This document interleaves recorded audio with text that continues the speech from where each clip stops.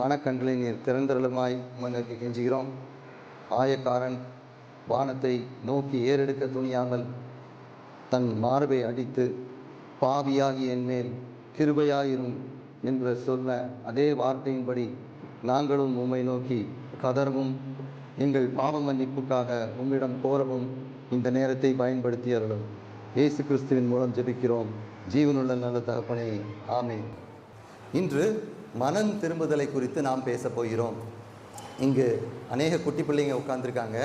உங்களுக்கு ஜானி அப்படிங்கிற குட்டி பையனை பற்றி உங்களுக்கு கதை தெரியுமா? ஜானிங்கிற பையனுக்கு சாக்லேட் சாப்பிட ரொம்ப பிடிக்கும். அவன் எப்போ வீட்டில் சீனி இருந்தாலும் உடனே எடுத்து வாயில் போட்டு சாப்பிட்டுக்கிட்டே இருந்தானா. உடனே அவங்க அம்மா பார்த்துட்டு, நீ ரொம்ப சீனி சாப்பிட்ற ஜானி, இனிமேல் நீ சீனி சாப்பிடக்கூடாது அப்படின்னு சொன்னாங்களா. உடனே ஜானி என்ன சொன்னான்னு தெரியுமா? அம்மாட்ட, சரிம்மா நான் இனிமேல் சீனி சாப்பிட மாட்டேன் அப்படின்னு சொல்லிட்டு அம்மா அப்படியே தூங்கிட்டு இருக்கும்போது மெதுவாக கிச்சனுக்குள்ளே போய் சீனி எடுத்து வாயில் போட்டுக்கிடுவானா. நிறைய பேர் சிரிக்கீங்க, உங்கள் கதையும் இப்படி தான் இருக்குது.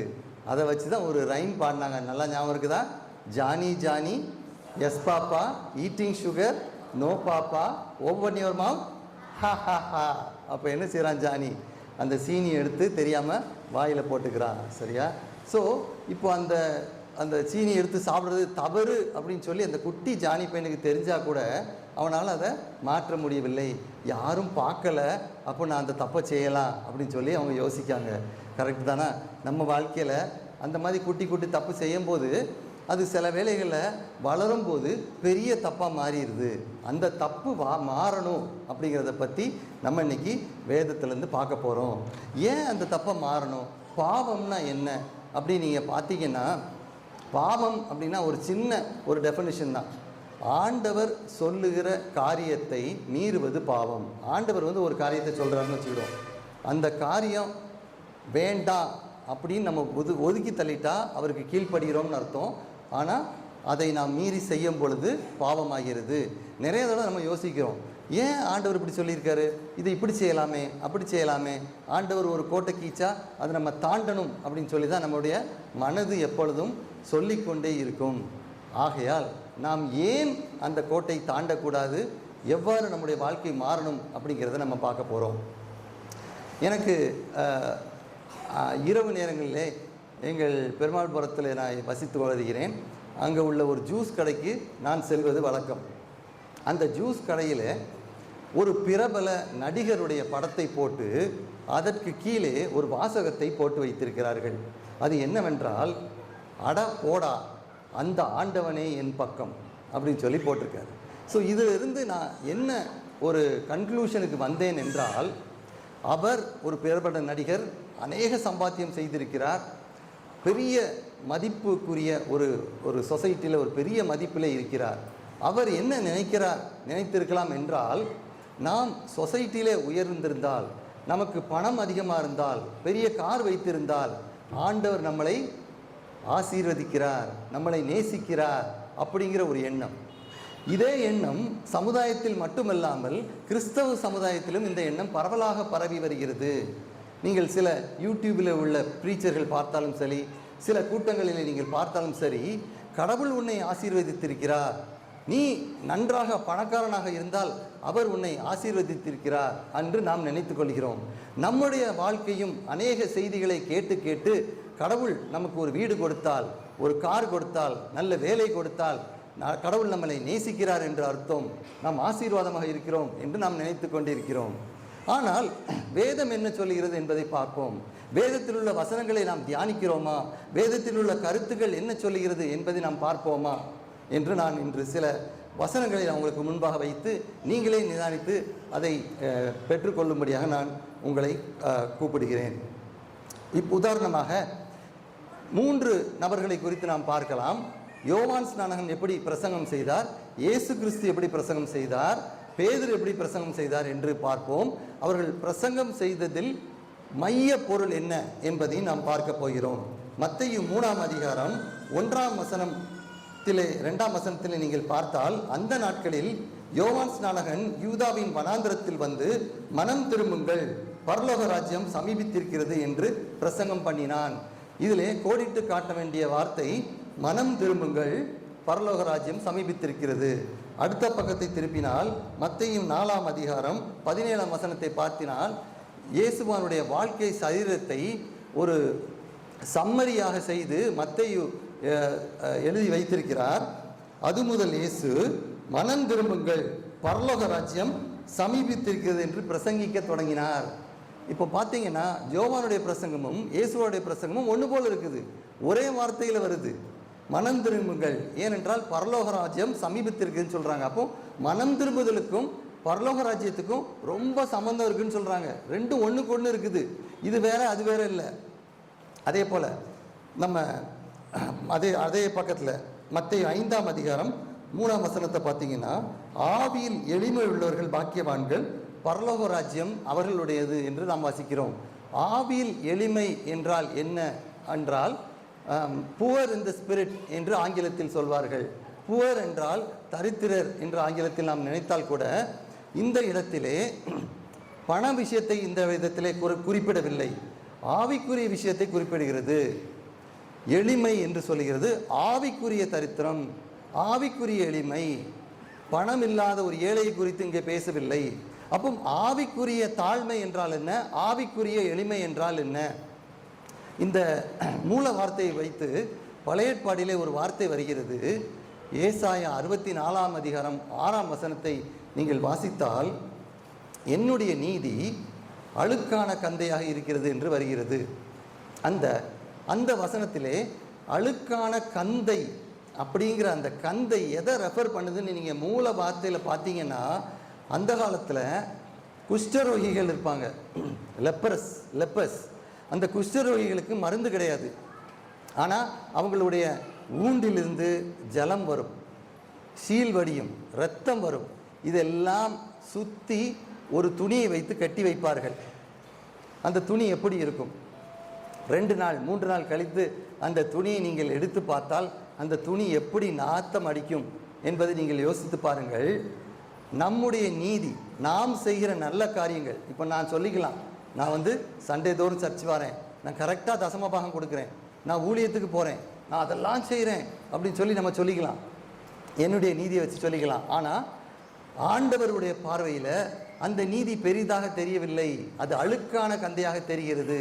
அதனால தான் நம்ம ரோமரில் வாசிக்கிறோம், எல்லாரும் தேவ மகிமையற்று பாவம் செய்தோம் அப்படின்னு சொல்லி நம்ம எல்லாரையும் சொல்கிறாங்க. அதுதான் நான் சொல்கிறேன், இந்த பாவம்ங்கிற கான்செப்டை நம்ம நல்லா புரிஞ்சுக்கணும். அது என்ன சொல்லுகிறது, அதிலிருந்து எப்படி நாம் மாற வேண்டும், அதுக்கும் ரட்சிப்புக்கும் சம்பந்தம் என்ன, அதற்கும் விசுவாசத்துக்கும் என்ன சம்பந்தம் என்ன, அதற்கும் பரலோகத்துக்கும் என்ன சம்பந்தம், இதெல்லாம் ஒரே லைனில் வரும். இந்த செய்தி முடியும் போது நீங்கள் புரிந்து கொள்வீர்கள். மேலும் நாம் வாசிப்போம் மத்தேயு 9:13. நீங்கள் பார்த்தீங்கன்னா 9:13 ஆண்டவர் என்ன சொல்கிறாருன்னு பார்த்தீங்கன்னா, பலியை அல்ல இரக்கத்தையே விரும்புகிறேன் என்பதன் கருத்து இன்னதென்று போய் கற்றுக்கொள்ளுங்கள். இந்த பலியை அல்ல இரக்கத்தை அப்படிங்கும்போது என்ன சொல்கிறாங்கன்னா, அந்த காலத்தில் பாவ மன்னிப்புக்கு இரத்த சிந்துதல் பண்ணணும்னு சொல்லி நம்ம நிறைய வாசித்துட்டே வரோம். ஸோ பாவம் பண்ணி ஒரு புறாவை அடிக்கிறது, இல்லை ஒரு பாவம் பண்ணி ஒரு காளை அடிக்கிறது, இல்லை ஆடை அடிக்கிறது, இப்படியே போயிட்டே இருக்குது. இது ஒரு பீரியட் ஆஃப் டைமில் என்ன ஆயிடுது அப்படின்னா, அவன் முதலே டிசைட் பண்ணிடுவான், நம்ம இந்த பாவத்தை செய்ய போகிறோம், செஞ்சுட்டு போய் இந்த காளையை வாங்கி பலி கொடுத்துருவோம் அப்படின்னு சொல்லி எல்லாம் ப்ரீ பிளான்ட் ஆகி போச்சு, எல்லாம் ரொட்டீன் ஆகி போச்சு, எல்லாம் ஒரு ட்ரெடிஷ்னல் ஆகி போச்சு, ஒரு பழக்கமாக ஆகி போச்சு. அதனால் ஆண்டவர் என்ன சொல்கிறாருன்னா, பலியை அல்ல இரக்கத்தையே விரும்புகிறேன். அதை தொடர்ந்து யாராவது வாசிங்க.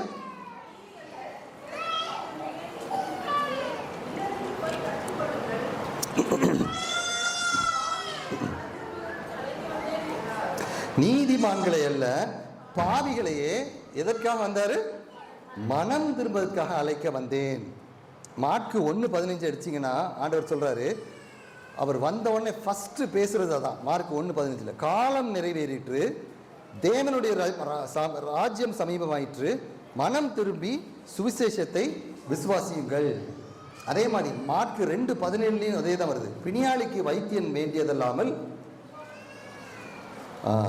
சுகமுள்ளவர்களுக்கு வேண்டியதில்லை, நீதிமான்களை அல்ல பாவிகளையே மனம் திரும்புவதற்கு அழைக்க வந்தேன். 6:12 மார்க் 6:12 சீஷர்கள் போய் ப்ரீச் பண்ணுறாங்க, பிரசங்கம் பண்ணுறாங்க. அவங்க எப்படி பண்ணுறாங்கன்னா, சீஷர்கள் புறப்பட்டு போய் மனம் திரும்புகள் என்று பிரசங்கித்தார்கள். லூக்கா 5:31 அதே தான் வருது. இயேசு சொல்றாரு, பிணியாளிகளுக்கு வைத்தியம் வேண்டியதல்லாமல் சுகமுள்ளவர்களுக்கு வேண்டியதில்லையே அப்படின்னு சொல்றாரு. அதே மாதிரி லூக்கா 13:2-3 அதை நம்ம எடுப்போம். அதில் ஒரு நல்ல ஒரு அருமையான ஒரு கேள்வி வருகிறது. லூக்கா 13ஆம் அதிகாரத்தில் என்ன நடக்குது என்றால், ஒரு டிராஜடி நடக்குது. பிலாத்து சில கலிலேயருடைய இரத்தத்தை அவர்களோட பலிகளோட கலந்தான். அந்த வேளையிலே அங்கே வந்தவர்கள் சிலர் அந்த செய்தியை அவர்களுக்கு அறிவித்தார்கள். என்ன நடக்கு அப்படின்னா, கலிலேயா மேலே இருக்குது, அங்கேருந்து யூதேயாவுக்கு கீழே வராங்க. அங்கே உள்ள எருசலேம் தேவாலயத்தில் பலிகளை செலுத்துகிறாங்க. அப்போ என்ன செய்கிறாரு பிலாத்து, கொஞ்சம் கொடூரமான ஒரு மனிதன். எந்த நேரத்தில் என்ன செய்வான்னு தெரியாது. திடீர்னு என்ன செய்கிறான், அந்த வந்திருக்க அவ்வளவரையும் வெட்டி, அவங்க கொண்டு வந்த பலி, அவங்க ஆடோ புறாவோ ஏதோ கொண்டிருக்காங்க, அந்த பலியில் உள்ள இரத்தத்தையும் இந்த வெட்டினவங்களோட இரத்தத்தையும் என்ன செய்கிறான், கலந்து ஏதோ செய்கிறான். ஓகே, அப்போ எவ்வளோ ஒரு கொடூரமான ஒரு புத்தி உள்ள மனிதன். சரி, இது ஒரு ட்ராஜடின்னு வச்சுக்கோங்க. இப்போ ஆண்டவர்கிட்ட கேட்காங்க, ஏன் இப்படி நடக்கு? ரஷ்யா யுக்ரைனில் வார் நடக்கு, எல்லாரும் சாகிறாங்க. அப்போ கடவுள் எங்கே இருக்காரு? ஏன் அங்கே ஒரு பாம்பு வெடிக்குது, அங்கே 10 பேர் சாகுறாங்க. அப்போ ஆண்டவர் என்ன செஞ்சிட்டு இருக்காரு? செய்தித்தாளில் படிக்கவல்ல, இப்படி நடக்குதே அப்படி நடக்குதே. நிறைய பேர் சொல்லுவாங்க, இப்படிலாம் கடவுள் இருந்தாருன்னா இப்படிலாம் விட்டுருப்பாரா அப்படின்னு சொல்கிறாங்க. அந்த மாதிரி கேட்குற கேள்விக்கு ஆண்டவர் என்ன தெரியுமா சொல்கிறாரு பதில்? ஏன் நடக்குது அப்படின்னு ஆண்டவர் பதில் சொல்லலை. எதனால பூமி எதிர்ச்சி வருது, எதனால ஒருத்தரை கொல்றாங்க அப்படிங்கிறதுக்கு ஆண்டவர் பதில் சொல்லலை. ஆண்டவர் சொல்கிற பதிலை நல்லா கேளுங்க. என்ன தெரியுமா சொல்கிறாரு? இந்த கலியில இருந்த இறந்து போனாங்கல்ல, அவங்கள பார்க்கலும் நீங்கள் ரொம்ப உத்தமன்னு நினச்சிட்டு இருக்கீங்களா? நம்ம கேள்விப்படுறோம்ல, 4-5 பேர் செத்து போயிட்டானா, ஐயோ அவர் அடித்து செத்து போயிட்டாரு, இவர் ஆக்சிடெண்ட்டில் செத்து போயிட்டாரு, அவர் செத்து போயிட்டாரு, எவ்வளோ சொச்சவங்கலாம். ஆனால் ஆண்டவர் எடுத்துமா சொல்கிறார், அப்படி சொச்சோன்னு சொல்லாத. ஏன்னா உனக்கு முடிவு வருது, உனக்கு நியாயம் தீர்ப்பு வருது. நீ மனம் திரும்பிட்டியா, ஓ வாழ்க்கை மாறிட்டா, ஓ வாழ்க்கை அதே மாதிரி இருக்குதா, அதே மாதிரி ட்ரெடிஷனலாக வந்துட்டு போயிட்டு கும்பிட்டுட்டு ஒரு பேர் கிறிஸ்தவனா இருக்கியா, இல்லை உண்மையாகவே உன் வாழ்க்கை மனம் திரும்பி கனி கொடுக்கும் ஒரு வாழ்க்கையாக இருக்குதா அப்படிங்கிறதான் கேட்காரு. 3ஆம் வசனம் பாருங்க. நீங்கள் மனம் திரும்பாமல் போனால் அப்படியே கெட்டு போவீர்கள். Shocking answer. நல்லா யோசித்து பாருங்க. ஐயோ அங்கே அவ்வளோ பெரிய ஒரு மர்டர் நடக்குன்னு சொல்லும் போது ஆண்டவர் கம்ப்ளீட்டாக டிஃப்ரெண்ட்டாக கொடுக்காரு.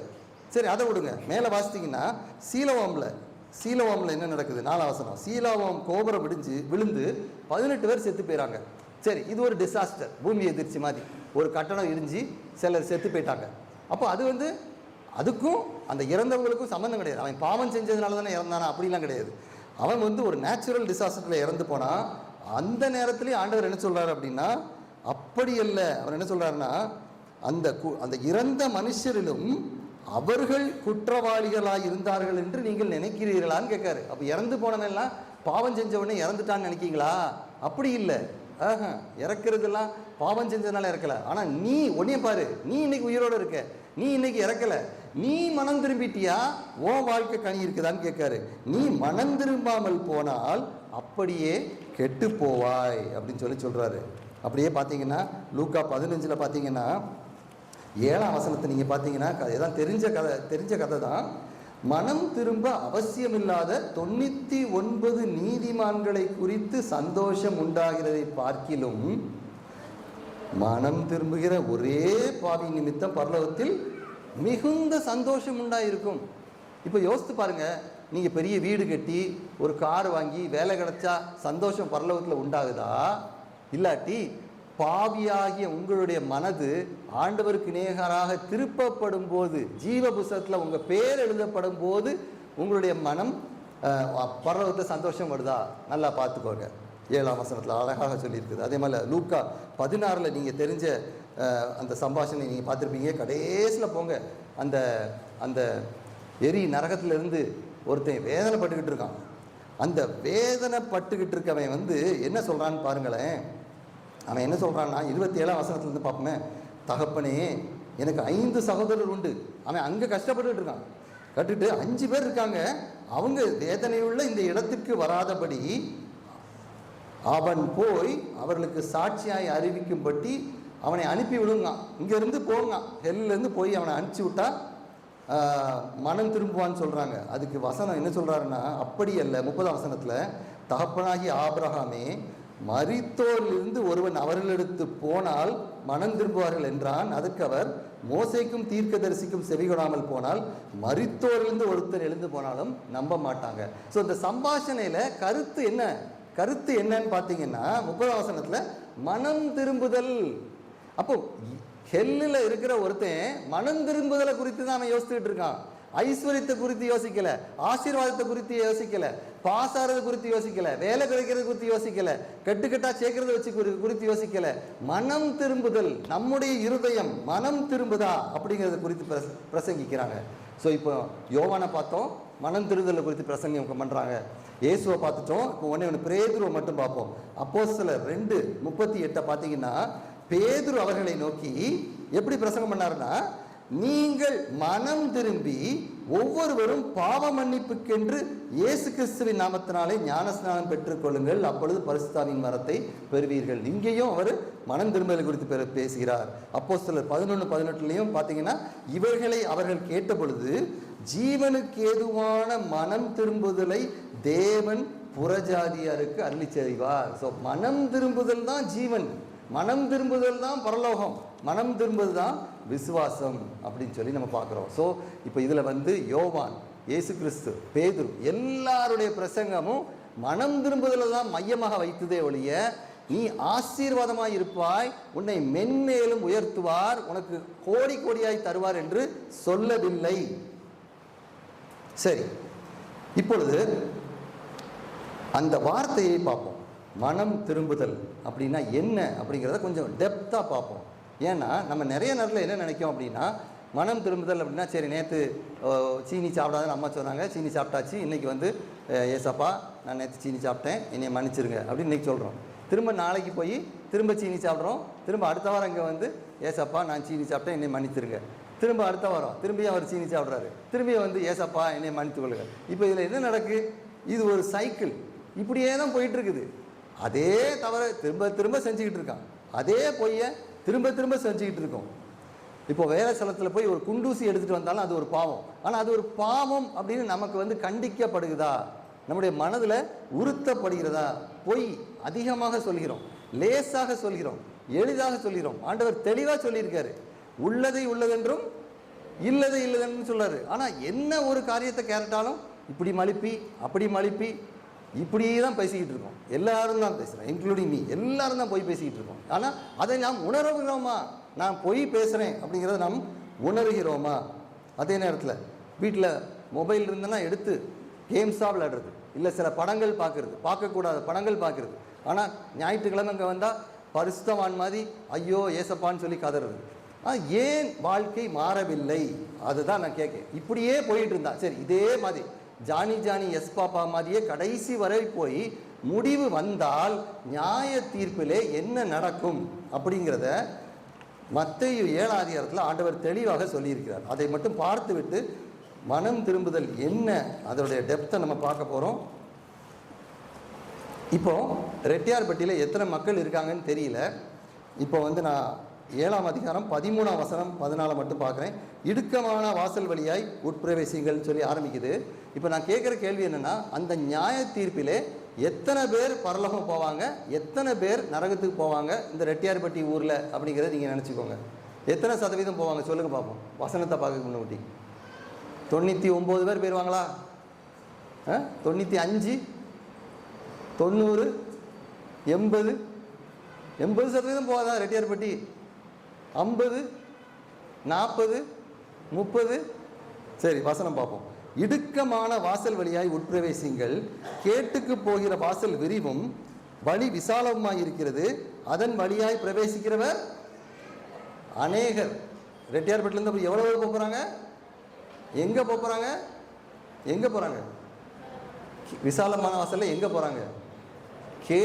கேடுன்னு என்னது? நரகத்துக்கு போகிறாங்க. 14ஆம் வசனம் பாருங்க. ஜீவனுக்கு போகிற வாசல் இடுக்கமும் வழி நெருக்கமாக இருக்கிறது, அதை கண்டுபிடிக்கிறவர் எவ்வளவு சிலர். அப்போ ரெட்டியார்பட்டியில் உள்ளவங்க பரலோகத்துக்கு போகிறது எவ்வளோ பேர்? இதை நல்லா ஞாபகம் வச்சுக்கணும், நீங்கள் நல்லா நினச்சிக்கணும். இன்னொன்று வயசு 100லேருந்து உங்கள் வயசை கழிச்சிக்கோங்க, அவ்வளோதான் மேக்ஸிமம் உங்களால் இந்த வாழ்க்கையில் வாழ முடியும். அதுக்கப்புறம் அங்கே கல்ற. நல்லா ஞாபகம் வச்சுக்கோங்க. இந்த பெர்ஸ்பெக்டிவ்ல தான் நீங்கள் வாழ்க்கையை பார்க்கணும். சும்மா நான் ஒரு வீடை கட்டிட்டேன், நல்லா ரூஃபை போட்டுட்டேன், நல்லா பெயிண்ட் அடிச்சிட்டேன்னு சொல்லி நல்லா அங்கே ஒரு குத்துக்கல்லை போட்டு உட்காந்துருக்க கூடாது. இல்லை, எல்லாமே டெம்பரரி. ஓடிக்கிட்டே இருக்கணும், மக்களுக்கு ஹெல்ப் பண்ணிக்கிட்டே இருக்கணும், ஆண்டவர் சொல்கிற வேலையை செஞ்சு கொண்டே இருக்க வேண்டும், மனம் திரும்பி கொண்டே இருக்க வேண்டும். அதற்காக தான் ஆண்டவர் நம்மை கூட்டியிருக்கிறார். சரி, மனம் திரும்புதல், ரிப்பென்ட். இந்த மத்தேயு 4:17 நம்ம வாசித்தோம். மனம் திரும்புங்கள், பரலோக ராஜ்யம் சமீபித்திருக்கிறது அப்படின்னு சொல்லி நம்ம ஆரம்பித்தோம். இந்த மனம் திரும்பு அப்படின்னு சொல்கிறது ஆங்கிலத்தில் ரிப்பென்ட்னு வருது. பட் நிறைய டிரான்ஸ்லேஷனில் பார்த்தீங்கன்னா மாறி மாறி வரும். Amend, change your mindset, மனதை மாற்றிக்கொள், வாழ்க்கையை மாற்றிக்கொள், அப்படி நிறைய மாறி மாறி மாறி ரிப்பென்ட்டுங்கிற வார்த்தையை கொடுத்துருக்காங்க. அது ரொம்ப சரின்னு நான் சொல்ல மாட்டேன். ஏன் சரின்னு சொல்ல மாட்டேன் அப்படின்னா, நம்ம எல்லாருக்கும் தெரிந்த ரெட்சிப்பு அப்படின்னாலே தெரிஞ்ச வசனம் என்னது சொல்லுங்க பார்ப்போம். ரெட்சிப்புக்கு என்ன வசனம்? யோவான் 3:16 என்ன சொல்லுது? தேவன் தம்முடைய ஒரே பேரான குமாரனை விசுவாசிக்கிறவனோ கெட்டு போகாமல். சரி, எல்லாருக்கும் தெரிஞ்ச வசனம். சரி, அந்த ஒரு வசனத்தை பிடிச்சி பரலோகத்துக்கு போயிடும்னு சொல்லி கனவுல கண்டாதுங்க. ஏன்னா புதிய ஏற்பாட்டில் 259 அதிகாரம் இருக்குது. அந்த 259 அதிகாரத்துலையும் என்ன சொல்லுதுன்னு பாருங்க. இங்கே ஒரு வசனம் அங்கே ஒரு வசனம் சொல்லுதுன்னு சொல்லிட்டு நீங்கள் என்ன செய்யக்கூடாது, வழி விலகி போகக்கூடாது. நான் அதுக்கு வேடிக்கையாக உங்களை சிரிப்பாகவும் உங்களை யோசிக்க வைக்கிறதுக்கும் ஒரு வசனத்தை நான் சொல்கிறேன். ஏன்னா ரட்சிக்கப்படுறது இவ்வளோ ஈஸி தானே. நீங்கள் சொல்கிறீங்க இயேசு இருக்கிறார் அப்படின்னு சொல்லி அவரை நம்பினா மட்டும் போதும், அப்படி தானே நீங்கள் நினைக்கிங்க? கரெக்டு தானே? இயேசுவை விசுவாசிக்கிறதுன்னு அதான அர்த்தம், அப்படி தானே நினச்சிட்டு இருக்கீங்க. இப்போ இங்கே இருக்க எல்லாரும் விசுவாசிக்கிறோம், கரெக்டு தானே? சரி, இப்போ நான் ஒரு வேடிக்கையான ஒரு வசனத்தை சொல்கிறேன். யாக்கோபு 2:19 பாருங்க. பிசாசுகளும் விசுவாசித்து நடுங்குகின்றன. இதுக்கு நீங்கள் என்ன சொல்கிறீங்க? பிசாசுகள் என்ன செய்யுதான்? விசுவாசிக்குதான். அப்போ நீங்கள் விசுவாசிக்கீங்களா? பிசாசும் விசுவாசிக்குது. அப்போ பிசாசு பரலோகம் போயிருமா? அது எப்படி அப்படின்னா, அப்போ என்ன, எங்கே ப்ராப்ளம் இருக்குது? விசுவாசம் அப்படின்னு சொல்கிற அந்த வார்த்தையில் ஒரு பிரச்சனை இருக்குது. அதுக்கூட ஆன்சர் 20 கொடுத்துருக்கு வசனம். கிரியைகள் இல்லாத விசுவாசம் செத்தது. கிரியைகள் இல்லாத விசுவாசம். அப்போ ஜானி எஸ் பாப்பா என்ன செய்யணும்? மனம் திரும்பின ஜானி என்ன செய்வான்னா, அடுத்த சண்டே ஆண்டவரே என் பாவத்தை மன்னின்னு சொல்லி ஒப்பு கொடுத்த பிறகு திங்கள் செவ்வாய் புதன் வியாழன் வெள்ளி சனியில் சீனி சாப்பிடாமல் இருக்கணும். ஆமென், ஹல்லேலூயா. அப்படி மாறுகிற வாழ்க்கை. ஆனால் இந்த சீனி சாப்பிடாம இரு அப்படின்னு சொல்லி அவனையே போட்டு கஷ்டப்படுத்துறதை விட ஆண்டவர் தம்முடைய ஆவியினாலும் தம்முடைய வசனத்தினாலும் நம்முடைய இருதயத்தை மாற்றி அமைக்கிறார். அதுதான் சுவிசேஷங்க. ஹல்லேலூயா. அதுதான் ஆண்டவர் நம்முடைய இருதயத்தை மாற்றுகிறார். நம்மளை போட்டு கஷ்டப்படுத்த மாட்டார். நம்முடைய இருதயத்தை மாற்றுகிறார், நம்முடைய வாழ்க்கையை மாற்றுகிறார், நம்ம போகிற பாதைகளை மாற்றுகிறார். நிறைய தடவை பிரச்சனைகள், இப்போ ஒவ்வொரு அக்காமாரில் ஒவ்வொரு தம்பி மாற்றி உட்காந்து பேசினேன்னா எல்லாரும் பிரச்சனைகளை சொல்வீங்க. நான் என்ன தெரியுமா சொல்லுவேன்? ஒரே வார்த்தை, அந்த பிரச்சனைக்காக நான் ஆண்டவரை ஸ்தோத்தரிக்கிறேன். ஹல்லேலூயா. ஏன்னா அந்த பிரச்சனை இருக்க போய் தான் இன்னைக்கு நீங்கள் இங்கே உட்காந்துருக்கீங்க. அந்த பிரச்சனை இருக்க போய் தான் இன்றைக்கி பைபிள் எடுத்து நீங்கள் வாசிக்கீங்க. அந்த பிரச்சனை இருக்க போய் தான் நீங்கள் ஜெபிக்கிறீங்க. ஏன்னா அந்த பிரச்சனையின் வழியாக போகும்போது, கண்ணீரின் வழியாக போகும்போது, வியாதிகளின் வழியாக போகும்போது தேவனுடைய அந்த வார்த்தை நமக்கு நெஞ்சிலே ஒலிக்கிறது, நம்முடைய காதுகளிலே கேட்கிறது, நம்முடைய கண்கள் தெளிவாக அந்த சுவிசேஷத்தை புரிந்து கொள்கிறது. அதுதான் ரட்சிப்பு, அதுதான் பாவ மன்னிப்பு. அவர் சொல்லுகிற பாவத்தை நாம் செய்யாமல் இருப்போம், நம்முடைய வாழ்க்கை மாறிக்கொண்டே இருக்கும். ஸோ மனம் திரும்புதல் அப்படின்னு நம்ம பார்க்கும்போது மொதல் பாயிண்ட் என்னென்னா, வி ஆல் ஆர் கில்ட்டி. நாம் அனைவரும் குற்றவாளிகள். எப்படி நாம் அனைவரும் குற்றவாளிகள். ஏன் அப்படின்னா, தாய் என்னை பாவத்திலே கற்பந்தெடுத்தாள்னு சொல்கிறது என்னென்னா, ஜெனட்டிக் மெட்டீரியல். ஆதாம்கிட்ட அந்த பாவம் வழியாக வருது. ஸோ ஒரு பிறந்த குழந்தை பரிசுத்தமா அப்படின்னு கேட்டால் இல்லை, அது பாவத்தில் பிறந்திருக்கு. அப்படின்னா அந்த ஜெனட்டிக், அந்த சாபம் வழியாக வருகிற ஒரு சாபத்திலே பிறந்தது. அப்போது அந்த பாவத்திலிருந்து விடுதலை வரணும் அப்படின்னா சும்மா விடுதலைன்னு சொல்ல முடியாது. ஆண்டவர் தன்னுடைய அந்த பலி செலுத்தணும், அந்த பாவத்துக்கு இரத்தத்தில் பலி செலுத்தணும். அதனால தான் ஆண்டவரே இறங்கி வந்திருக்காரு. வேற வழியே இல்லை. ஆல்டர்னேட் நம்மளே யோசித்து பார்த்தாச்சு, வேற என்ன பண்ணியிருக்கலாம் பாவத்துக்கு பரிகாரம். நீதியுள்ள நியாயாதிபதியாக இருந்தால் பாவத்தை சும்மா மன்னிக்க முடியாது. நீங்களும் நானும் செய்கிற பாவத்தை சும்மா மன்னிக்க முடியாது. அதுக்காக தான் சரி நீ பண்ணிட்டல்ல, அதை நான் ஏற்றுக்கிறேன்னு சொல்லிட்டு அவர் இரத்தத்தை சிந்தி வாராரு. சரியா? அதை நம்ம உணர வேண்டும். ஸோ அந்த கில்ட்டி நம்ம பரலோகத்துக்கு போகிறதுக்கு அருகதையே கிடையாது. ஏசாயா தீர்க்கதரிசி எவ்வளவு பெரிய ப்ராஃபட், அவர் சொல்றாரு, ஐயோ நான் அதமானேன், அசுத்த உதடுள்ள மனுஷன் நான் அப்படிங்க. எவ்வளவு பெரிய ஒரு தீர்க்கதரிசி, அசுத்த உதடுள்ள மனிதன் சொல்றாரு. அவர் பாவியா? அவர் எவ்வளவு பெரிய ஒரு நீதிமான், எவ்வளவு ரைச்சியஸாக வாழ்ந்திருக்கிற ஒரு மனிதன். அதே போல பவுலை பாருங்க, பவுலை போல ஒரு பரிசேயர் கிடையாது, அவரை போல நீதியாக வாழ்கிற ஒரு மனிதன் கிடையாது. ஆனா பவுல் என்ன சொல்றாருன்னா, ரோமன் 7:27 நிர்பந்தமான மனுஷன் நான், a wretched man I am அப்படின்னு சொல்றாரு அவர் கன்வர்ஷன் பண்ண முடியும். ஸோ அந்த பாவம் அப்படிங்கிறது நமக்குள்ள இன்பில்ட்டா இருக்குது, நம்மளை வந்து அமுக்குது, நம்ம சிந்தனைகளை மாற்றுது, நம்ம சிந்தனைகளை இச்சைகளை தூண்டுது, இல்லாட்டி திருட சொல்லுது, பொய் சொல்லுது, நம்ம கம்ஃபர்ட்டை வைக்குது, ஆண்டவர் கொடுக்க வேண்டிய நேரத்தை நம்ம கொடுக்காம இருக்கோம், அப்படியே பண்ணிக்கிட்டு இருக்குது. So we all are guilty before God, we all need to be punished in hell. நல்லா ஞாபகம் வச்சுக்கோங்க. ரெண்டாவதாக நம்முடைய நீதி, சர்ச்சு வாரம், பைபிள் வாசிக்கும், உபவாசிக்கும், இதெல்லாம் நல்லது தான், கண்டிப்பாக பண்ணணும், இன்னும் அதிகமாக பண்ணணும். இன்னும் நீங்கள் எல்லாம் ஒரு அதிகாரம் வாசிச்சோன்னே பைபிளை மூடி வைப்பீங்கன்னு நினைக்கிறீங்க. ஒரு அதிகாரம் இல்லை, 10 அதிகாரம் வாசிங்க. 3 நிமிஷம் ஜெபம் பண்ணோடனே ஜெபம் பண்ணிட்டே நீங்கள் நினைக்கிங்க. இல்லை, 1 மணி நேரம் ஜெபம் பண்ணுங்க. 10 நிமிஷம் ப்ரைஸ் பண்ணோடனே நீங்கள் நிப்பாட்டிடுறீங்க. இல்லை, 2 மணி நேரம் ப்ரைஸ் பண்ணுங்க. ஏன் ஒரு 4 மணி நேரம் ஆண்டவர் சமூகத்தில் இருக்க வேண்டாமா? ஏன்னா அங்கே தான் போயிட்டுருக்கோம். வயசு நல்லா வச்சுக்கோங்க, இன்னும் 10 வருஷத்தில் போக போகிறோம், இல்லை 15 வருஷத்தில், இல்லை 25 வருஷத்தில் அங்கே தான் போக போகிறோம். எங்கே போக போகிறோம்? அவரை தான் பார்க்க போகிறோம். அந்த பயம் நமக்கு இருக்குதா? அப்போ நம்ம செய்கிற ஒவ்வொரு காரியத்துக்கும் குறித்து அவர் வந்து கணக்கு கேட்கறன்னு சொல்கிறாருல, அப்போ அது இருக்குதா? அதுதான் அந்த உறவு. ஆண்டவரே, நான் தப்பு செஞ்சுட்டேன், என்னை மாற்ற உதவி செய்யுங்க, என்னால் சீனியை சாப்பிடாமல் இருக்க முடியல, நீங்கள் மாற்றுங்கன்னு சொல்லும் போது he takes you through a process. கொஞ்ச நாள், கொஞ்சம் வாரம், கொஞ்சம் மாதத்தில் அந்த சீனி சாப்பிட்றத நிப்பாட்டிட்டு, சீனியை போய் மனுஷன் சாப்பிடுவானா அப்படின்றோம். அந்த மாதிரி மாற்றக்கூடிய ஒரு ஆண்டவர் தன்னுடைய இதில்.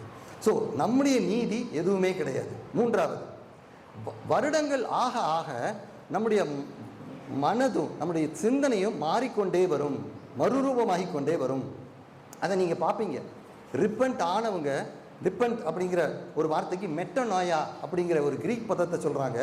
சேஞ்ச் ஆஃப் மைண்ட் அப்படிங்கிறது, மனம் மாறுதல், வாழ்க்கை மாறுதல், ஃபுல்லாகவே டிரான்ஸ்ஃபார்ம் ஆகுது. இன்னைக்கு மட்டும் இல்லை, ஒரு பாவம், இதை செய்தேன் அதை செய்தேன் அப்படி இல்லாமல் வாழ்க்கை முறை மாறுகிற ஒரு விதமாக இருக்கிறது. அதைத்தான் அழகாக லூக்கா 18 பார்த்தீங்கன்னா அழகான ஒரு ஜெபம். நம்ம எல்லாரும் தினமும் கூட அந்த ஜெபத்தை செய்யலாம். 18:13 பார்த்தீங்கன்னா, ஆயக்காரன் பக்கத்தில் கூட வரல, தூரத்தில் நின்று தன் கண்களையும் வானத்துக்கு ஏறெடுக்க துணியாமல் தன் மார்பில் அடித்து, தேவனே, பாவியாகிய என்மேல் கிருபையாயிரும் அப்படின்னு சொல்லி கதறி அழுறதை நம்ம பார்க்குறோம். ஸோ பாவ மன்னிப்பு அப்படிங்கிறது சும்மா ஒரு உதட்டு லெவலில் ஜீசஸ் ஐ எம் சாரி அப்படின்னு சொன்னால் அது பாவ மன்னிப்பே கிடையாது, அந்த வாழ்க்கை மாற்றமே இல்லை அப்படி தான் சொல்லுவேன். இதுலேருந்து ஒரே ஒரு எக்ஸாம்பிள், இன்றைக்கி நம்ம எல்லாம் வாசிச்சுட்டே வரோம். தாவீதை பற்றி குட்டி பிள்ளைங்க அழகாக எல்லாரும் சொன்னாங்க. கிளாப் பண்ணுமா குட்டி பிள்ளைங்களுக்கு? பெரியவங்களாம் கிளாப் பண்ணுங்க பார்ப்போம். நல்லா அழகாக எல்லாரும் குட்டியிலேருந்து பெருசு வரைக்கும் நல்லா சொன்னீங்க. ஸோ அந்த வார்த்தை என்ன அப்படிங்கிறத திருப்பி வச்சுக்கோங்க. 2 சாமுவேல் 12 எடுத்து வச்சுக்கோங்க. அந்த எக்ஸாம்பிளோடு நம்ம முடிக்க போகிறோம். இந்த கதையை நான் திரும்ப சொல்ல விரும்பலை. கதையில் நீங்கள் கேள்விப்படாத, நீங்கள் சிந்திக்காத சில வார்த்தைகளை மட்டும் நான் வந்து சொல்லிவிட்டு இதை நான் முடிக்க போகிறோம். 12ஆம் அதிகாரம் 2 சாமுவேல் எடுத்துக்கொள்ளுங்க. அது போகிறதுக்கு முன்னாடி 11ஆம் அதிகாரம் கடைசி வசனத்தை பார்த்தீங்கன்னா 27 பார்த்தீங்கன்னா, தாவீது அவளை அழைத்தனுப்பி தன் வீட்டிலே சேர்த்து கொண்டாள், அவள் அவனுக்கு மனைவியாகி அவனுக்கு குமாரனை பெற்றாள். சரி, இப்போ வந்து இதில் என்ன நடக்கு அப்படின்னா, கிட்டத்தட்ட ஒரு வருஷம் கிட்ட இது நடந்திருக்குன்னு நினைக்கிறேன். ஸோ இவன் தப்பு செஞ்சு அதை புரியலை. நான் தான் சொல்கிறேன், இந்த ரிப்பென்டன்ஸ் இல்லை. மேபி அவன் கேட்டிருக்கலாம், ஆண்டவரே செஞ்ச பாவத்தை மன்னின்னு சொல்லி உதட்டு லெவலில் தாவீது கேட்டிருக்கலாம். ஸோ அந்த மனம் மாறுதல் முழுமையாக இல்லாமல் வாழ்க்கை ஓடிக்கொண்டிருக்கிறது. இப்போவும் நிறையா பேர் நீங்கள் பார்த்தீங்கன்னா தவறான படங்கள் பார்க்குறதோ, இல்லாட்டி தவறான உணவுகள் வைத்துக் கொள்கிறதோ, இன்னும் பல காரியங்கள் செய்து கொண்டு, சேட்டிங் பண்ணி கொண்டு, ஆயிடனோ என்னெல்லாமோ பண்ணிக்கொண்டு இருக்கிறார்கள். சரியா? ஆனால் நான் கேட்குறேன், உன் வாழ்க்கை மாறி இருக்கிறதா? கிறிஸ்தவன் என்று சொல்லுகிற நீ, உன் வாழ்க்கை மாறி இருக்கிறதா? நியாயத்தீர்ப்பிலே நீ பண்ண சேட்டிங்கோ, நீ பண்ண பார்த்ததெல்லாம் லிஸ்ட் அவுட் பண்ணி பண்ணும்போது நீ வெட்கப்பட்டு போவாயே, அந்த பயம் உனக்கு இருக்குதா? ஸோ அதனால் உள்ளுக்குள்ளே அந்த பயம் இருக்குதா? ஐயோ அப்படிங்கிற ஒரு வெறுப்பு வருதா அப்படிங்கிறத நம்ம பார்க்குறோம். ஆனால் தாவீதுக்கு வரல, 1 வருஷம் வரைக்கும் வரல. ஸோ அப்போ அதை எப்படி சொல்லணும் அப்படிங்கிறத இவன் வந்து சொல்கிறாரு. நாத்தான்கிற ப்ராஃபட் வந்து சொல்கிறாரு, நீ தான் அந்த மனுஷன்னு சொல்கிறாரு. இப்போ அந்த கதையை கேட்டோடனே அவன் துடிக்கான். தாவீது இப்படி பண்ணியிருக்கவே கூடாது, 4 மடங்கு தண்டனை கொடுக்கணுங்காரு தாவீது. இப்போ அப்படி துடிச்சிக்கிட்டு இருக்கும்போது யூ ஆர் தட் மேன் அப்படிங்காரு. நீயே அந்த மனுஷன். பக்கத்தில் உள்ளவங்களை கையை பிடிச்சி சொல்லு பார்ப்போம். நீயே அந்த மனுஷி சொல்லு பார்ப்போம். நீயே அந்த மனுஷன், நீயே அந்த தம்பி சொல்லு பார்ப்போம். பெரியவங்க சொல்லுங்க பார்ப்போம். நீயே அந்த மனுஷன் சொல்லுங்க பார்ப்போம். நீங்கள் சொல்லுங்க பெரிய, நீயே அந்த மனுஷி சொல்லுங்க பார்ப்போம். இப்போ என்ன புரியுது அப்படின்னா, நீ தான், நம்ம தான் பண்ணியிருக்கோம் அப்படிங்கிறத சடனாக உணர்றான். அந்த மனக்கண்கள் திறக்குது. ஐயையோ, ஏன் அப்படின்னா பரிசுத்தாவியானவர் வந்து இருதயத்தை தொட்டால் ஒழிய இந்த ஃபீலிங் வராது. நல்லா ஞாபகம் வச்சுக்கோங்க. மனம் திரும்புதல் அப்படிங்கிறது it is not done by you at all. நீங்கள் பண்ணுறதில்லை. பரிசுத்தாவியானவர் வந்து அப்படியே மனதை ஒரு கிள்ளி விடும்போது அப்படியே நம்ம உடஞ்சி அழுவோம். இப்போது தாவீது பண்ணது பெரிய தப்பு. அந்த தப்பு பண்ணியிருக்கவே கூடாது, பண்ணவும் கூடாது. நல்லா ஞாபகம் வச்சுக்கோங்க, யாரும் பண்ண வேண்டாம். ஆனால் நான் இப்போ எதை ஃபோக்கஸ் பண்ணேன்னா, அந்த ரிப்பென்டன்ஸ் எப்படி ஆகுது தாவீது லைஃப்பில், அந்த டெப்த்தை பார்க்கணும். நீங்கள் எப்படி ரிப்பெண்ட் ஆகிறான் அப்படிங்கிறத பார்க்கணும். அதுக்கு முன்னாடி ஒரே ஒரு பாயிண்ட்டை சொல்லிடுறேன். அந்த என்ன சொல்கிறாருன்னா, உனக்கு ஒரு குறை வைக்கலைங்காரு. 7ஆம் வசனத்தில் பார்த்தீங்கன்னா, உன்னை ராஜாவாக அபிஷேகம் பண்ணேன். எப்படி? Leader. You are a leader. நீங்கள் சொல்லலாம், உங்களுக்கு நல்ல ஒரு குடும்பத்தை கொடுத்துருக்கேன், ஒரு நல்ல ஃபேமிலியை கொடுத்துருக்கேன், சவுலின் கைக்கு தப்பு வித்தேன், உன்னை பெர்சிக்யூட் பண்ணவங்க, உன்னை எதிராளிகள், அவங்களெல்லாம் நான் வந்து என்ன செஞ்சேன், முறியடித்தேன், உன்னை பாதுகாத்தேன். நீங்கள் சொல்லலாம், எனக்கு எதிராக நிறைய பேர் வந்திருக்காங்க, நிறைய பேர் ஸ்கூலில் என்னை சதி பண்ணாங்க, இல்லாட்டி வேலையில் சதி பண்ணாங்க, இங்கே சதி பண்ணாங்க, அதில் எல்லாம் உங்களை ப்ரொடெக்ட் பண்ணியிருக்காரு. உனக்கு வீட்டை கொடுத்துருக்காங்க, தங்கியிருக்கிறது ஒரு வீடு இருக்குது, ஒரு அறை இருக்குது, உனக்கு ஃபேமிலி கொடுத்துருக்காங்க. இதோட தாவீதுக்கு என்ன கொடுத்துருக்காங்கன்னா 8ஆம் வசனத்தில் இஸ்ரவேல் வம்சத்தையும் யூதாவின் வம்சத்தையும், ஸோ ஹோல் பீப்புள், அவ்வளோத்தையும் உனக்கு கொடுத்துருக்கேன்.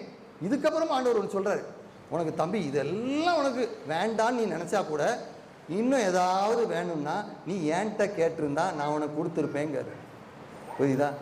ஸோ அதனால் உங்களுக்கு ஏதாவது தேவை இருக்கும், நீங்கள் அதை தேவை வேண்டும் என்றால் ஆண்டவர்கிட்ட கேட்டு பொறுமையாக இருந்தால் கண்டிப்பாக நீங்கள் கேட்டதுக்கும் அதிகமான நியாயமான முறையில் நல்ல வழியில் உங்களுக்கு உங்கள் தேவைகளை சந்திப்பாரா சந்திக்க மாட்டாரா? அது கரெக்டாக சந்திப்பார். சரி, இப்போ இந்த பிரச்சனையில் மாட்டிக்கிட்டான். நிறைய பேர் நினச்சிக்கிறது என்னென்னா, ஒரு தப்பு செஞ்சுட்டா சாரி கேட்டால் ஆண்டவர் கண்டிப்பாக மன்னிப்பார். மன்னிக்க மாட்டார்னு சொல்லலை, கண்டிப்பாக மன்னிப்பார். ஆனால் அதுக்கு கான்சிக்வன்ஸ் உண்டா? உண்டு.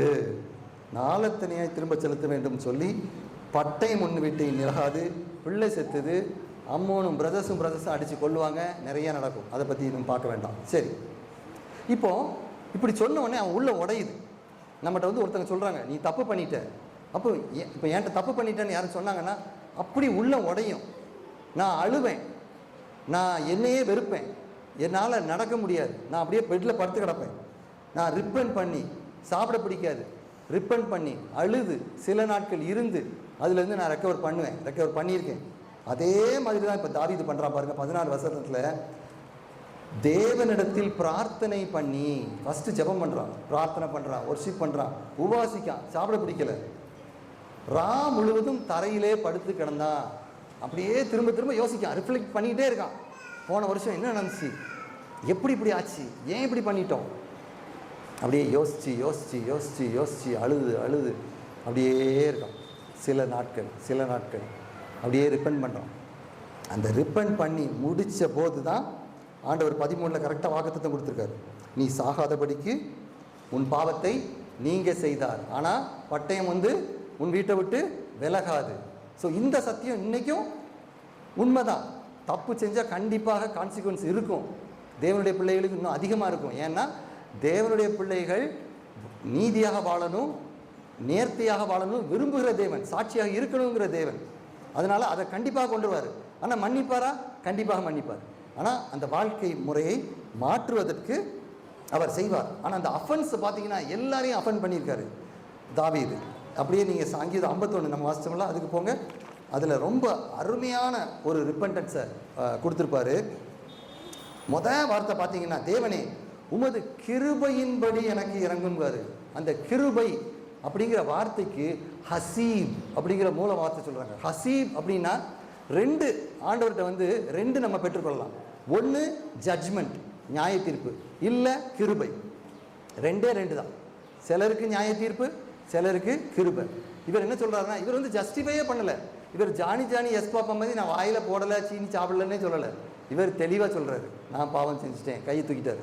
நம்ம எத்தனை பேர் அப்படி பாவம் செஞ்சால் கையை தூக்குறதுக்கு எத்தனை பேர் ரெடியாக இருக்கும் தெரியுமா? நீங்கள் பாவம் செஞ்சேன்னு சொல்லுவீங்களா? நான் செஞ்சேன்னு சொல்ல என்னால் சொல்ல முடியும். நான் செஞ்சேன், நான் ரிப்பேர் பண்ணேன், என்னால் சொல்ல முடியும். உங்களால் சொல்ல முடியுமா? இல்லாட்டி நீங்கள் வந்து இல்லை நான் அது செய்யலை, இது செய்யலை, நான் இப்படி யோசிக்கிறேன், அப்படி யோசிக்கிறேன்னு சொல்லி மழுப்பி சொல்லுவீங்களா? அதைத்தான் நான் சங்கீதத்தில் 32 நம்ம பார்க்குறோம். தன் பாவத்தை மறைக்கிறவன் வாழ்வடைய மாட்டான். அதான் டினை பண்ணி இல்லை இது இல்லைன்னு சொன்னால் அதுலேருந்து நீ டெலிவரன்ஸ் ஆகி வெளியிலே வர முடியாதுன்னு ஆண்டவர் சொல்கிறாரு. ஆனால் அதை அறிக்கை செய்து ஆமாம், yes Lord, I only did அப்படின்னு சொல்லி நம்ம அழும்போது ஆண்டவர் இறங்குகிறார். அதைத்தான் வந்து வசனம் 1 சொல்லுது, கிருபையின்படி இறங்கும் ஹசீப். 2ஆம் வசனம் சொல்றாரு, முற்றிலும் கழுவி என்ன சுத்திகரும் அப்படிங்கிறாரு.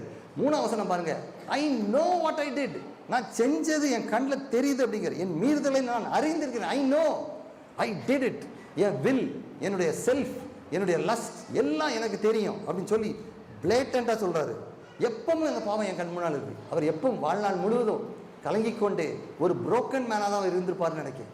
அழுது கொண்டே இருப்பார். ஐயோ நான் தவறு செய்தேனே, ஐயோ நான் ஆண்டவரை புறக்கணித்தேனே, ஐயோ யுரையாவை கொன்றேனேன்னு சொல்லி அவர் செஞ்சு அழுது இருக்கிறாரு. அதை பார்த்தீங்கன்னா 4ஆம் வசனம் பார்த்தீங்கன்னா, தேவரீர் ஒருவருக்கே நான் முன்பாக விரோதம் செய்தேன் அப்படின்னு சொல்லுவாங்க. நீங்கள் யாருக்கு விரோதமாக பாவம் செஞ்சார்னா, அந்த உரியாவுக்கு விரோதமாக செஞ்சார் நீங்கள் சொல்லலாம்.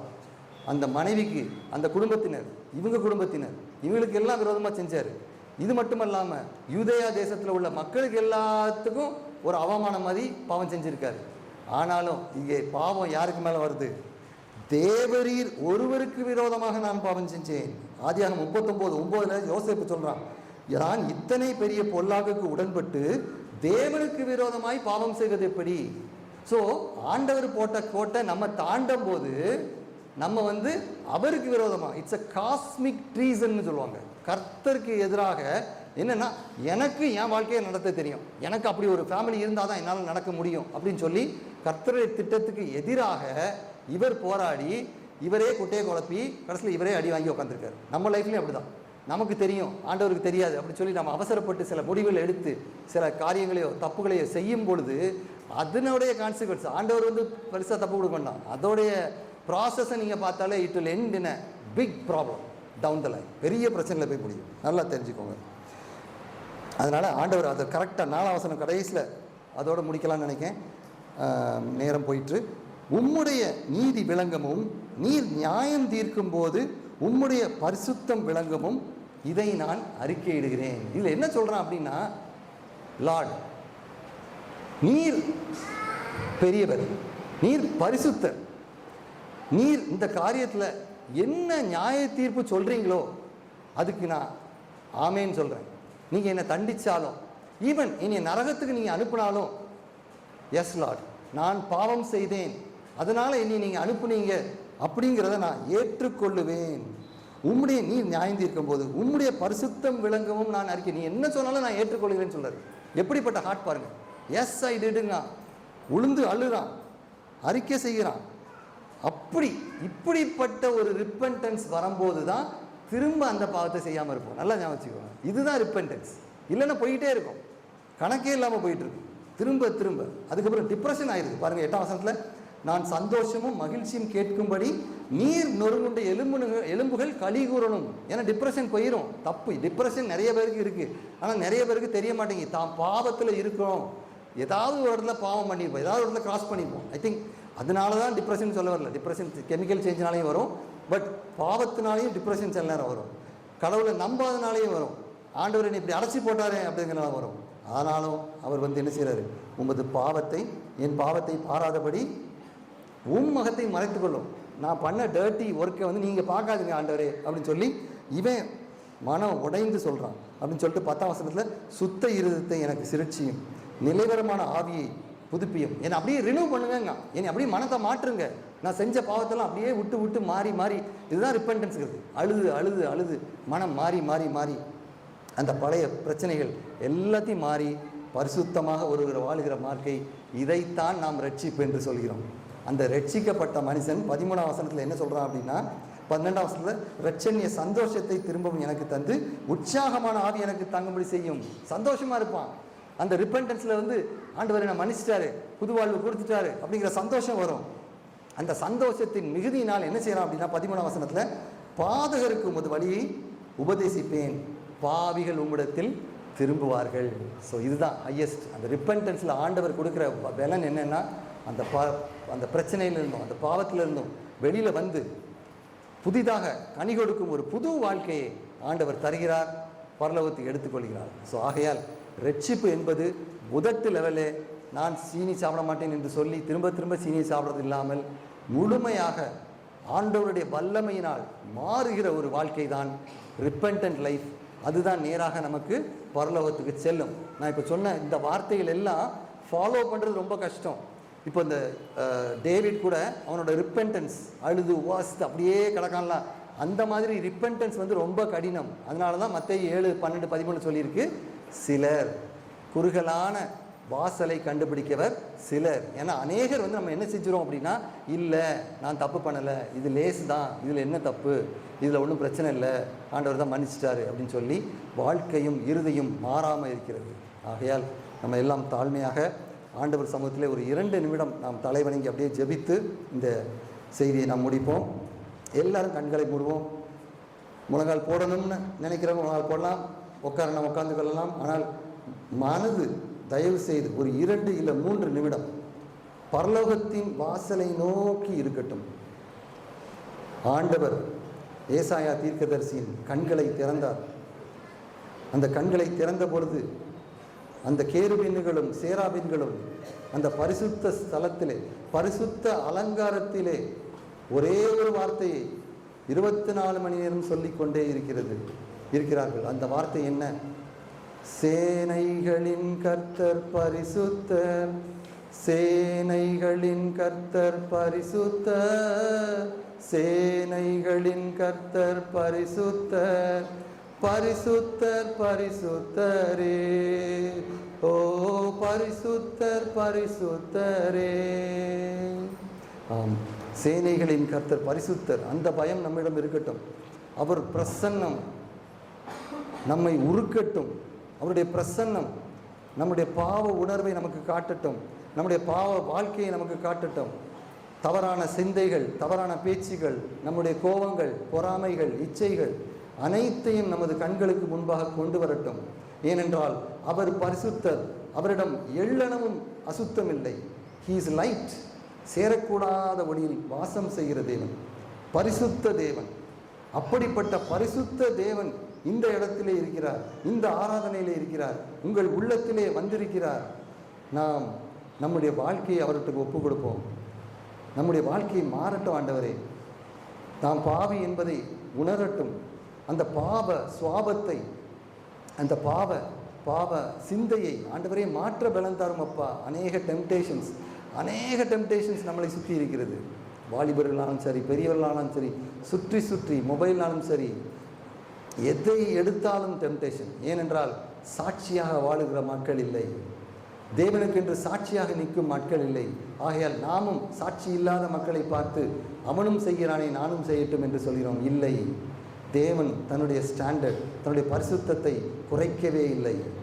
அவர் உங்களிடமும் என்னிடம் சொல்கிற ஒரே காரியம், பரிசுத்தம் உள்ளவன் இன்னும் பரிசுத்தமாகட்டும், இன்னும் பரிசுத்தமாகட்டும். அந்த பரிசுத்தத்துக்காக நாம் ஜெபிப்போம், அந்த பரிசுத்த வாழ்க்கைக்காக நாம் அர்ப்பணிப்போம். அந்த வாழ்க்கை மிகுந்த சந்தோஷம். ஏனென்றால் தாவீது இந்த பிரச்சனைக்கு பின்பு அவன் தப்பு செய்யவில்லை. தன்னுடைய முதிர் வயதில் கூட கன்னி ஸ்திரீ ஒருத்தி வந்த பொழுது கூட தாவீது பரிசுத்தமாக தன்னை காத்து கொண்டான். ஆகையால் தான் சங்கீதம் 16 நாம் வாசிக்கிறோம், உம்முடைய வலது பாசத்தில் நித்திய மகிழ்ச்சியும் பேரின்பமும் உண்டு என்று சொல்கிறோம். அந்த ஆண்டவரோடு உள்ள உறவை நாம் ரசிப்போம், ஆண்டவரோடு உள்ள நேசத்தை காதலிப்போம், ஆண்டவரை நேசித்து காதலித்து அவருடைய அன்பிலை திளைத்திருப்போம். பல மணி நேரங்கள் வர்ஷிப் பண்ணி ஆண்டவரை துதித்து வாழும் ஒரு வாழ்க்கையாக நாம் மாறுவோம். நம் வாழ்க்கையை ஒப்படைப்போம். அன்புள்ள பிதாவே, இந்த தருணத்தில் நன்றி. எங்கள் பாவங்களை மன்னியும். எங்கள் பாவம் கண்ணுக்கு முன்பாக இருக்கிறது ஆண்டவரே. அது எவ்வளவு கொடுமையான பாவமாக இருந்தாலும் உடைய இரத்தத்தினாலும் உடைய பரிசுத்த இரத்தத்தினாலும் மாசற்ற உடைய வார்த்தையினாலும் அந்த இரத்தத்தினால் ஒரு விசை கழுவி கிழக்குக்கும் மேற்குக்கும் எவ்வளவு தூரமோ அவ்வளவு தூரம் இதை போட்டிவிட வேண்டும் என்று நாங்கள் ஜெபிக்கிறோம். புதிதாக ஒரு மறுரூபமான ஒரு வாழ்க்கைக்கு எங்களை அழைத்துச் செல்லும், தொடர்ந்து காத்துக்கொள்ளும். தொடர்ந்து எங்கள் பரிசுத்த ஆவியானவர் ஜீவ வார்த்தையில் இந்த வசனத்தை எங்களுக்கு கொடுத்து எங்கள் வாழ்க்கையை மாற்றியர்கள் என்று ஜெபிக்கிறோம். இயேசு கிறிஸ்துவின் புண்ணிய நாமத்தில் ஜெபிக்கிறோம் ஜீவனுள்ள நல்ல தகப்பனே. ஆமென்.